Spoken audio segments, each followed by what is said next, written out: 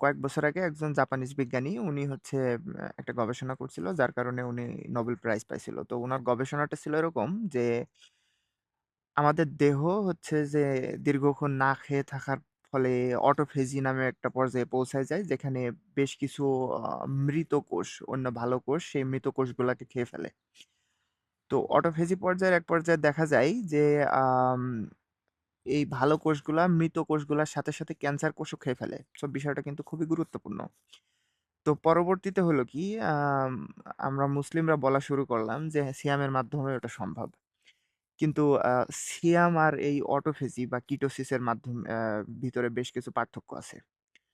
আ সাধারণত না খেয়ে থাকা এটা অল্প কিছু সময়ের জন্য না। অন্তত ১৬ ঘন্টা না খেয়ে থাকলে হচ্ছে একটা মানুষের দেহ কিটোসিস পর্যায়ে পৌঁছায়।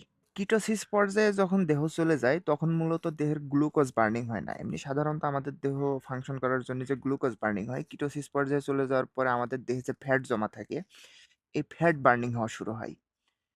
তো বেসিক্যালি সিয়াম আর অটোফেজি বা কিটোসিসের যে পার্থক্য সেটা হচ্ছে যে আম মিনিমাম ১৬ ঘন্টা না খেয়ে থাকার পরে হচ্ছে যে কিটোসিস শুরু হয়। হ্যাঁ? এটা একটা ব্যাপার। আর অটোফেজি করার জন্য আপনি না খেয়ে থাকার যে ১৬ ঘন্টার যে পিরিয়ড এটা আপনি যখন তখন চাইলে শুরু করতে পারেন। কিন্তু সিয়ামের যে ব্যাপারটা হচ্ছে সেটা আপনার কিন্তু ফজরের নামাজের পর থেকে শুরু করতে হয়। হ্যাঁ? এটা গেল আরেকটা ব্যাপার। সিয়াম চলাকালীন সাধারণত কিন্তু পানিও খাওয়া যায় না। কিন্তু কিটোসিস যখন করা হয়, তখন কিন্তু পানি খাইলে ওই ফাস্টিংটা অ্যাকচুয়ালি ব্রেক হয় না।